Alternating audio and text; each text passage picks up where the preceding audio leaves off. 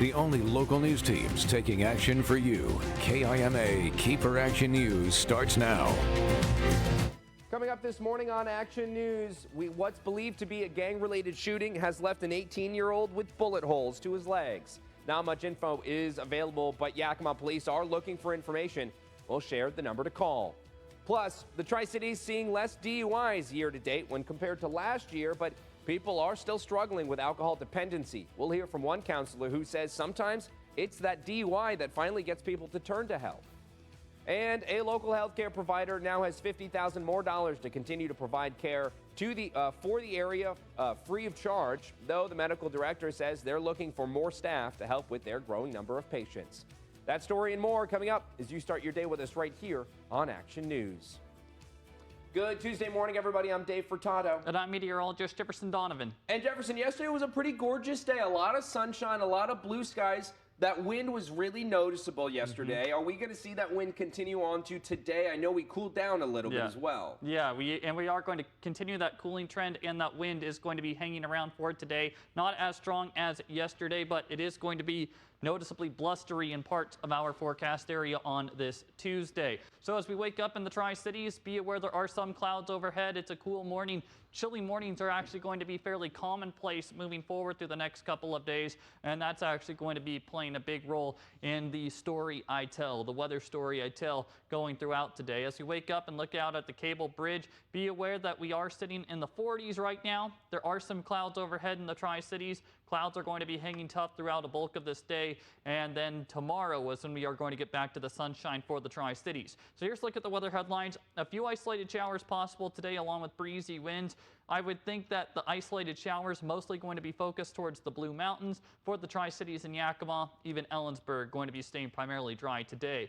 As we go into Wednesday, seasonal temperatures and calmer weather conditions for everyone. Winds are going to start to finally subside on Wednesday, and then sunshine is going to be prevalent from Thursday all the way through this coming weekend. I'll continue to break down your weather forecast coming up. Thanks, Jefferson. We begin this morning in Yakima. A shooting there has left one person with injuries to their legs in what is believed to be a gang-related incident.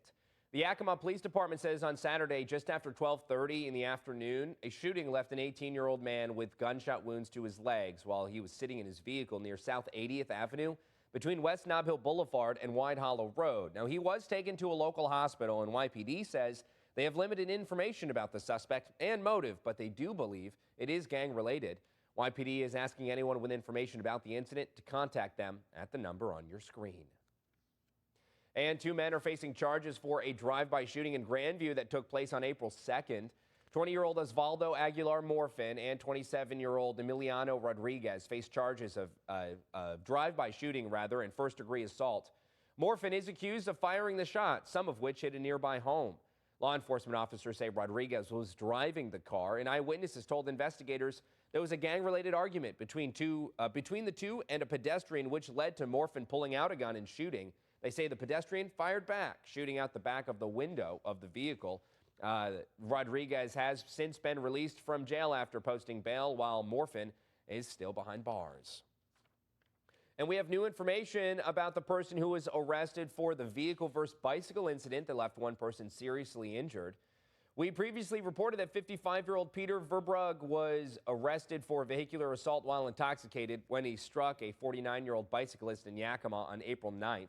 We've learned that Verbrugge is actually the general manager of Pacific Coast Cherry Packers and previously was at Sage Fruit. Sage Fruit has sent us a statement saying he has not been with them for years, although the company he works for contracts with Sage Fruit. They also say Verbrugge has since been placed on administrative leave. Sage Fruit also says they are saddened to learn about the accident, and their hearts ache for the victim and her family.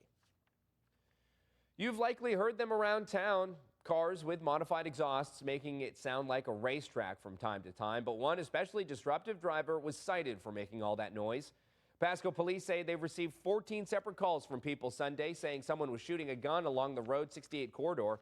As you might have guessed, they weren't gunshots, just a driver with a modified exhaust. The driver was cited because under Washington state law, you can replace the exhaust, but you are not allowed to install one that's louder than the original exhaust, only a quieter one.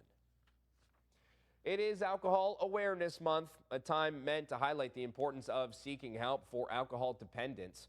The CDC states binge drinking is when, in a 2-hour period, men have 5 or more drinks and women 4 or more. Since the start of the year, Washington state troopers tell us this Tri-Cites region has had 75 DUIs, while last year during the same time frame, there were 88. But alcohol abuse often causes more than DUIs, with injuries, violence, and strained relationships among many side effects. We are told it's crucial to know when to seek help. If they are considering if alcohol is a problem in their life, chances are it's a problem. And it's amazing how many people get a DUI, get a DV, and come in and will say, I was thinking about coming in, I was thinking about coming in. So if you're considering if it's a problem, it probably is a problem. If you or someone you know is struggling with alcohol abuse, you can find resources to get help up on our website, KEPRtv.com. And Yakima County commissioners are now looking to disperse more money into the community to help with the fight against drug addiction. Commissioners, along with county staff, looked at organizations that applied for another set of opioid settlement funds. The money is different from the Johnson & Johnson funds the state received in January. Right now, commissioners are looking at which Valley organizations can benefit the most from these funds. This was just our first net to cast out to see what different members, the community and organizations had in response specific to this issue and what they would propose. 12 organizations reached out about this round of funding, which includes ESD 105. That's aiming to implement a prevention program to help with education. County leaders have told us they would like to invest funds into prevention methods. If we keep people away from it in the first place, by all means, we've got to include that. County staff say this funding pool isn't the biggest, with just over $2 million available to those 12 applicants.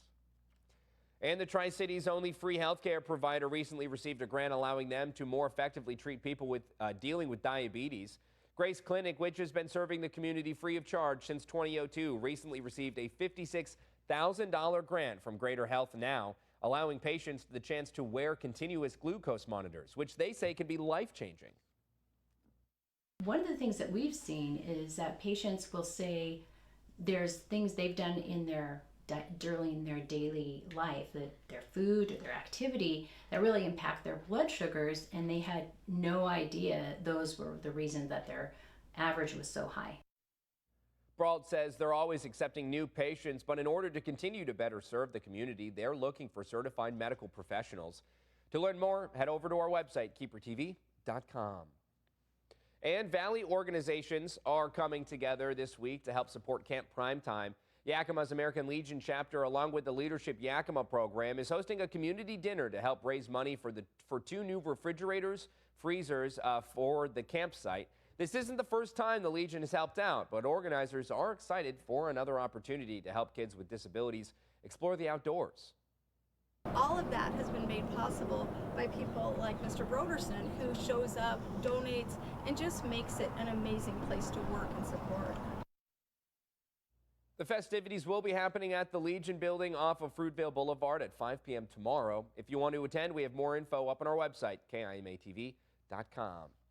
And with that, let's jump right over to meteorologist Jefferson. Donovan. Jefferson, seeing a lot of videos over there of kids on the water, kids in the forest, really exploring the outdoors. It seems like today might be a good day to do some of that as well. I would say so. Especially now that the wind is dying down a smidge. Especially since the wind is dying down a smidge. Now, we are still going to be subject to winds gusting between 25 and 30 miles an hour for most of us, but we're not going to be looking at the very strong winds that some of us were subject to yesterday. The one exception to that will be in the Kittitas Valley. Winds could still gust upwards of 50 miles per hour today before we really see things calm down tomorrow. Partly cloudy to mostly sunny skies will be observed in the forecast area on this Tuesday. I am keeping a slight chance of a few raindrops for Walla Walla and Pendleton and all Blue Mountain adjacent communities, but still, even in those locations, precipitation is generally looking unlikely for today.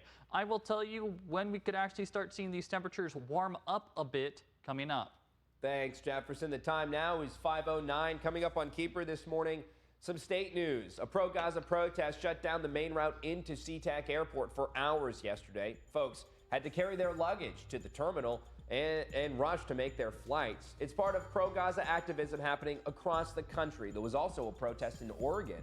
We'll fill you in on all that after the break, but later in the show, national news. We head to New York, where the history-marking criminal trial of a former president continues today. Jury selection continues in the case where Trump faces 34 felony counts. We'll talk that and more when we come back. Stay with us.